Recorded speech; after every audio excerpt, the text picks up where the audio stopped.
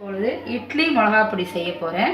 உளுத்தம்பருப்பு ஒரு கப்பு, கடலைப்பருப்பு ஒரு கப்பு, சக்தி மிளகாத்தூள் ஒரு தேவைக்கேற்றாப்போல், பெருங்காயம், உப்பு. இப்போ நான் அடுப்பில் கடாயை வைத்துக்கொள்வேன். பற்ற வைக்கிறேன். பற்ற வச்சு உளுத்தம்பருப்பும் கடலைப்பருப்பையும் பொன்னிறம் போல் வறுத்து எடுத்துக்கொள்ள வேண்டும்.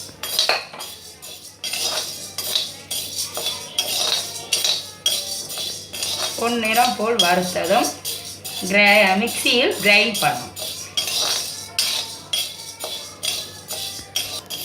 இப்பொழுது நான் இதை பொன்னிறம் போல் வறுத்ததும் இதில் சக்தி மிளகாத்தூளும் பெருங்காயம் உப்பு ஆட் பண்ணி மிக்சியில் கிரைண்ட் பண்ணி எடுத்தவொடனே இட்லி பொடி, இட்லி மிளகா பொடி ரெடி ஆகிடுங்க.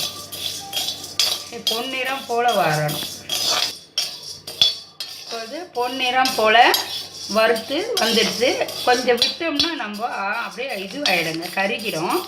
இப்போது நம்ம இது மிளகாத்தூளை ஆட் பண்ணணும். சும்மா கொஞ்சம் தான் போடணும், ஜாஸ்தி ஆகிடுச்சு. போட்டு பெருங்காயம் விட்டுணும். தேவைக்கப்ப உப்பு, அவ்வளோதான். இதை இப்போ நம்ம மிக்சியில் கிரைண்ட் பண்ணணும்.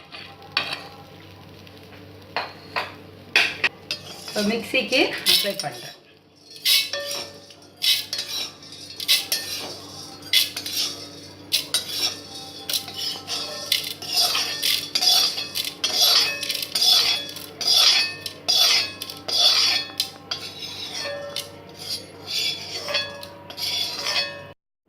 இப்பொழுது நான் கிரைண்ட் பண்ண போகிறேன்.